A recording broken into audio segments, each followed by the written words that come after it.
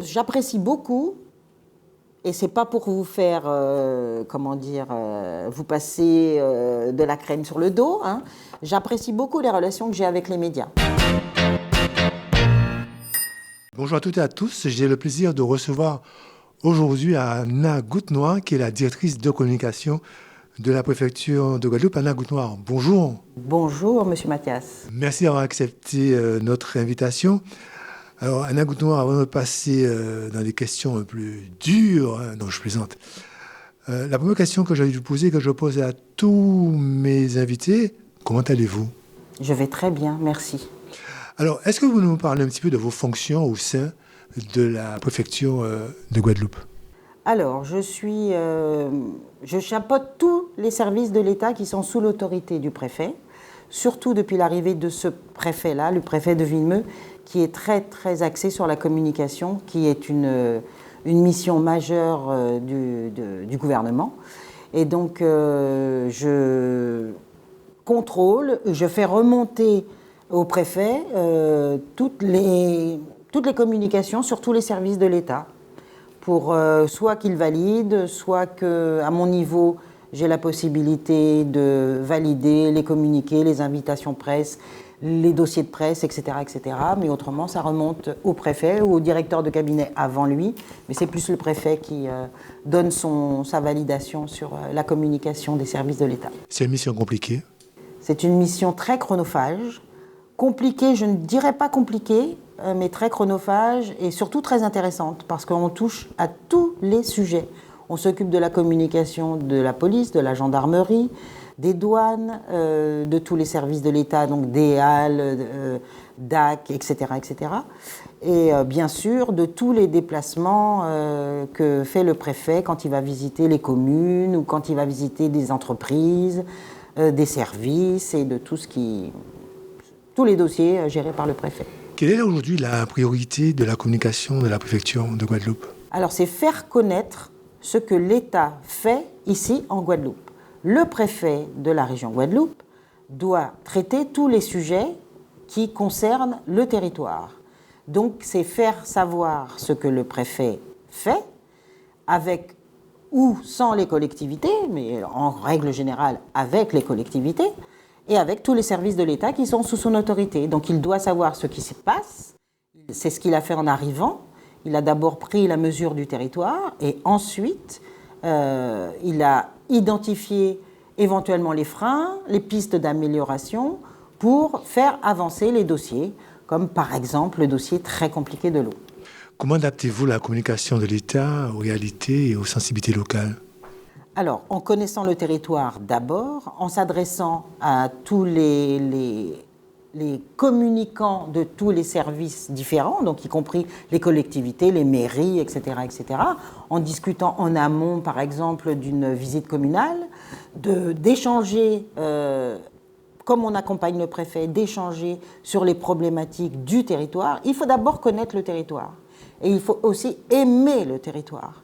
C'est pas le tout de vivre en Guadeloupe, de venir y travailler et de faire comme si on n'était pas attaché au territoire. Il faut connaître les difficultés, les atouts et les gens. Comment on arrive à trouver justement ces informations sur le territoire?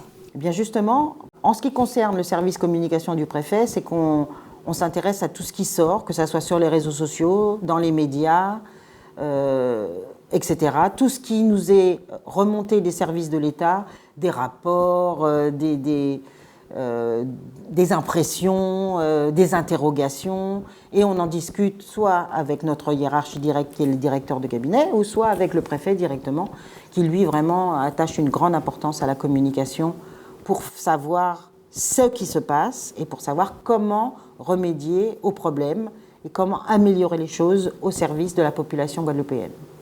Comment la préfecture organise-t-elle sa relation avec les médias locaux?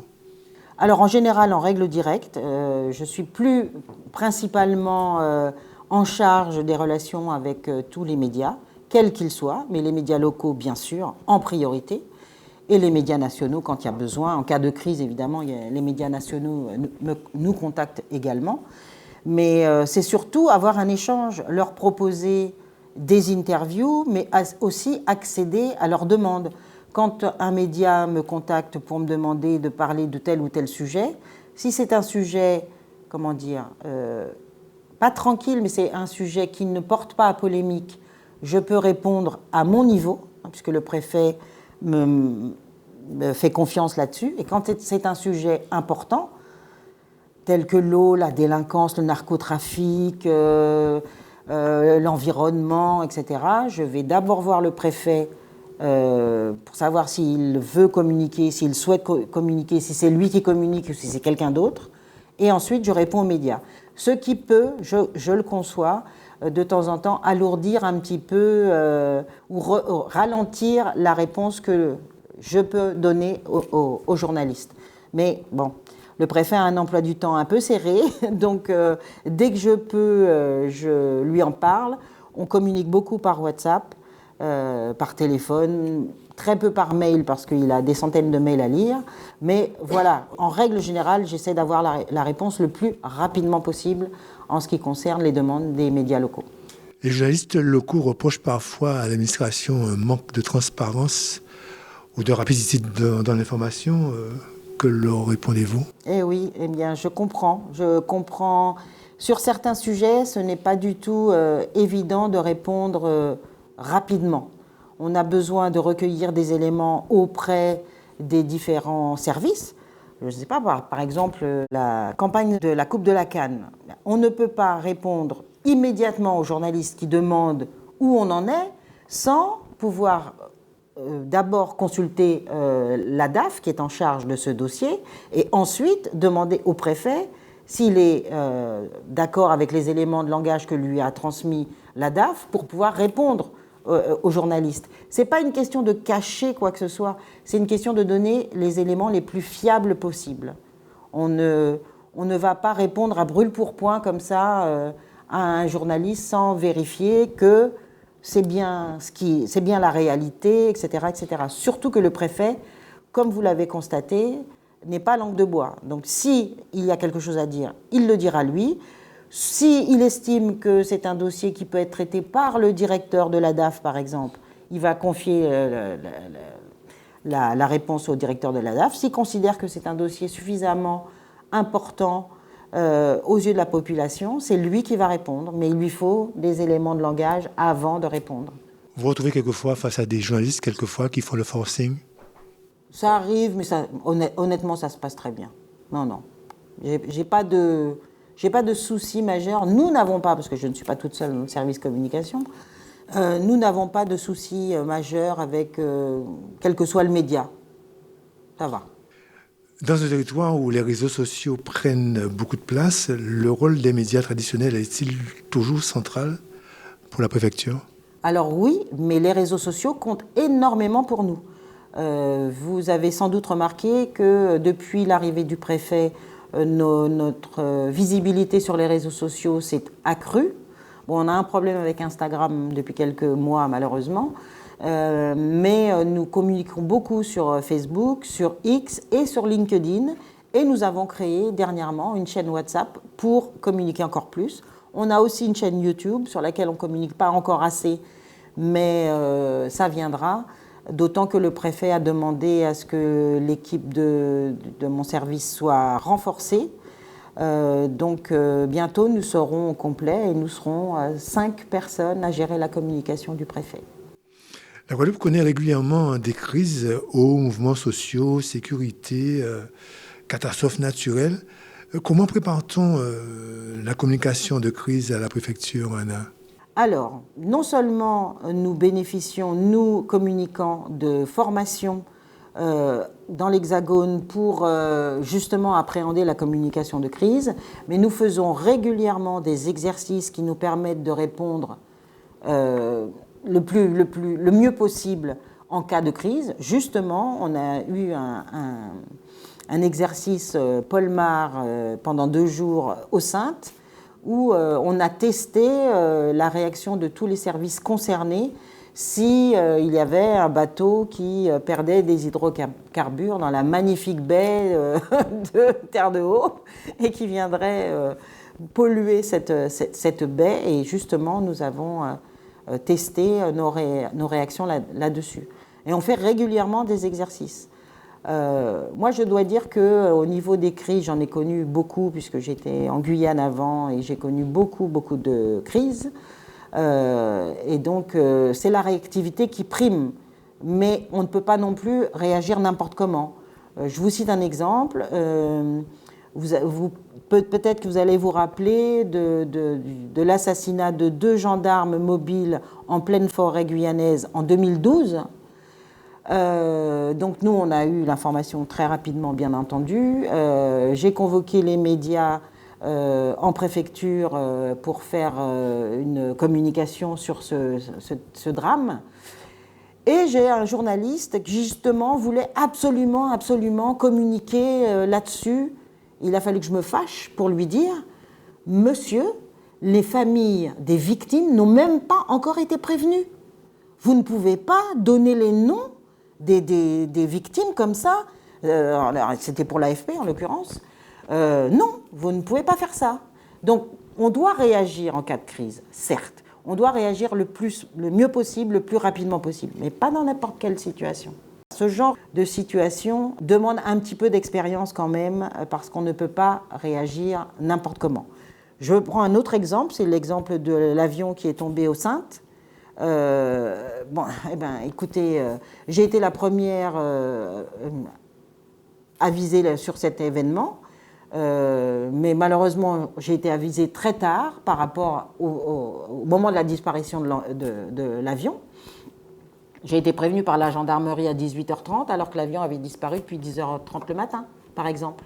Et en fait, la gendarmerie, ce que je peux comprendre, premièrement, ils n'ont pas été prévenus tout de suite. Ça a mis 4 heures avant qu'on avertisse la gendarmerie que l'avion avait disparu. Et donc ensuite, il faut essayer de trouver l'avion avant d'avertir tout le monde, etc. etc. Et donc ça a été un petit peu long avant qu'on se réunisse en cellule de crise pour traiter ce problème. Et là, c'est pareil, on ne peut pas dire tout de suite à tout le monde, l'avion, il y avait 5 personnes à bord, on ne peut pas dire ils sont tous morts, on ne sait pas. On n'a pas retrouvé l'avion, etc., etc. Donc on est obligé de prendre, il y a un temps où il faut prendre le temps de réagir pour ne pas donner les mauvaises informations aux médias. Et c'est vrai que je peux comprendre que les journalistes soient très pressés. Impatients, mais on ne va pas donner une information qui n'est pas confirmée. Alors justement, comment aussi éviter que les rumeurs ou les fausses informations ne prennent le dessus sur la parole officielle? Eh bien justement, j'encourage tous les médias, tous les journalistes, quel que soit leur mode de communication, que ce soit les réseaux sociaux ou pas, les radios, les télés, etc., à toujours vérifier leurs informations avant de les transmettre. C'est-à-dire, il y a un service communication, il faut nous contacter. Si vous n'arrivez pas à nous contacter parce qu'on est déjà au téléphone, etc., ça arrive, malheureusement, en cas de grosse crise, de répondre au fil de l'eau, mais ne pas sortir une information que vous n'avez pas vérifiée auprès de la préfecture, quand il s'agit d'une crise, évidemment, ou auprès des services de police, de gendarmerie, qui en général, de toute façon, rebasculent sur nous, puisqu'en cas de crise, c'est le préfet, c'est la communication du préfet qui reprend la main. Alors, on revient toujours aux réseaux sociaux qui sont devenus bien évidemment un outil indispensable pour vous. Comment la préfecture de Guadeloupe utilise-t-elle cette plateforme pour toucher au maximum la population? Eh bien, justement, on essaie d'être présent sur les réseaux sociaux tous les jours, week-end compris, mais il ne faut pas non plus abreuver la population qui risque de se lasser si on fait trop de communication sur les réseaux sociaux. Mais on est obligé d'être sur les réseaux sociaux et on essaie de publier 2, 3, 4, grand maximum 5 posts par jour, mais pour que la population soit informée de tout ce que nous faisons, service de l'État, mais de tout ce qui se passe également. Par exemple, un truc tout bête, mais les vigilances météo. On les relaie tout de suite, nous, sur nos réseaux sociaux, pour qu'un maximum de population soit informée de ce qui se passe. Et on tient absolument à ce que et la population et les touristes, parlons-en, soient informés de ce qui se passe. Et d'ailleurs, le préfet nous a demandé de travailler sur une vidéo qui sera diffusé dans les avions à destination de la Guadeloupe pour prévenir les touristes des dangers, des choses à ne pas faire. Quand on leur dit qu'il ne faut pas aller près des cours d'eau parce qu'on est en vigilance orange, eh ben, il ne faut pas y aller. Voilà, parce qu'autrement, ça peut provoquer des drames, on en a eu malheureusement, et surtout ça provoque aussi des frais incroyables pour les hélicos qui vont chercher les gens qui sont coincés de l'autre côté ou qui sont coincés à la soufrière parce qu'ils sont montés après 16h30. On a beau leur dire de ne pas monter après 16h30 parce que ça tombe vite. Voilà, donc on va faire à la demande du préfet, on va faire une vidéo pédagogique pour prévenir les touristes, pour les informer du mieux qu'on peut. Par ailleurs, beaucoup de Guadeloupéens aussi estiment parfois que la parole de l'État est distante et technocratique. Comment travaillez-vous pour la rendre plus accessible ? Eh bien justement, avec ce préfet, on essaie de vulgariser au maximum les propos des uns et des autres, parce qu'on ne peut pas justement parler à la population en règle générale de façon technocratique. Les gens ne comprennent pas. Donc il faut essayer de vulgariser le plus possible et c'est d'aller à la rencontre de la population. Vous avez peut-être suivi, mais le préfet, c'est la 2e ou 3e rencontre citoyenne qu'il fait sur différents thèmes. Il a fait sur les sargasses, il a fait sur l'eau. Je crois qu'il en a fait une dernière il n'y a pas longtemps.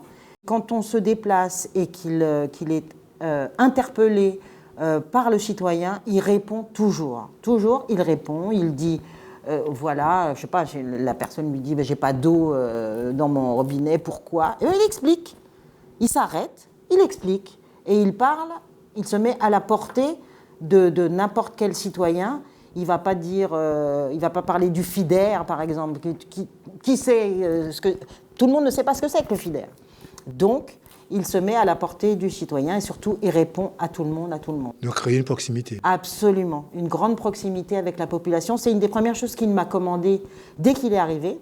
Moi, j'ai eu la chance de travailler avec lui en Guyane il y a des années, donc on se connaît. Et la première chose qu'il m'a dit, je veux que les gens m'abordent dans la rue, me reconnaissent dans la rue, que je puisse leur parler, que je puisse échanger avec eux, que je puisse leur dire ce que je fais. Et la vraie communication, à mon sens, c'est bien ça. C'est vrai qu'on a vu aussi à l'aise le carnaval de Basse-Terre. Par exemple. Qu'est-ce qui vous a le plus marqué dans votre expérience de communication en Guadeloupe, Anna ? Ce qui m'a le plus marqué... Alors, outre les crises, moi, ce que j'apprécie beaucoup, et c'est pas pour vous faire, vous passer de la crème sur le dos, hein. J'apprécie beaucoup les relations que j'ai avec les médias. Et d'ailleurs, le préfet m'a félicité là-dessus parce qu'on s'entend bien. Quand vous me demandez quelque chose, j'essaie d'être le plus réactif possible. Et quand je vous demande quelque chose, vous, c'est la même chose. Et ça, je trouve très, très important pour mon métier de communicant. Vraiment, j'ai de bonnes relations avec la plupart des médias, presque tous les médias. Je n'ai pas de soucis. Et pour moi, c'est important d'avoir cette proximité, et je ne trouve pas le terme, c'est pas connivence, hein, c'est complicité. Voilà. Je trouve que j'ai une bonne complicité avec les médias et que c'est au service du préfet et des services de l'État pour justement communiquer au mieux.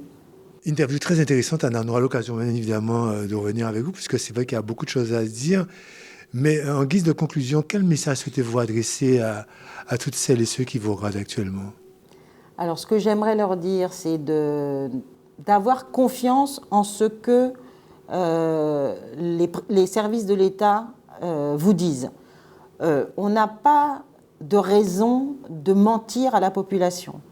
Qu'on ne dise pas tout, c'est un fait. On ne va pas, par exemple, parler de toutes les opérations de police qui sont faites contre les narcotrafiquants, etc., etc. Mais en règle générale, quand le préfet communique, ou ses services communiquent, c'est pour vous tenir informés, vous dire ce qui se passe, vous dire les choses. Et nous sommes très, très ouverts à ce que vous nous demandiez des explications, à ce qu'on échange. La communication au jour d'aujourd'hui, ça ne va pas dans un sens, c'est dans les deux sens. C'est pour ça qu'on communique sur les réseaux sociaux. Et on essaie, autant que faire se peut, de répondre aux questions qu'on nous pose sur les réseaux sociaux. Si on ne le fait pas, c'est parce qu'on ne l'a pas vu, parce qu'on n'a pas le temps, parce que ci, parce que ça. Mais n'hésitez pas à nous contacter. Vous avez les mails. En règle générale, pratiquement tout le monde a mon numéro de téléphone. Donc de ne pas hésiter à nous contacter. On vous répondra. Ou si vous demandez à ce que ce soit le préfet ou les sous-préfets qui le fassent, on transmettra. Et là, vraiment, pour la conclusion finale, Anna, j'aurais voulu que vous puissiez nous dire un petit mot en créole, du genre, bon... Kimbered Pamoli, la via c'est Tao. Kimbered Pamoli, la via c'est Tao. C'est voilà.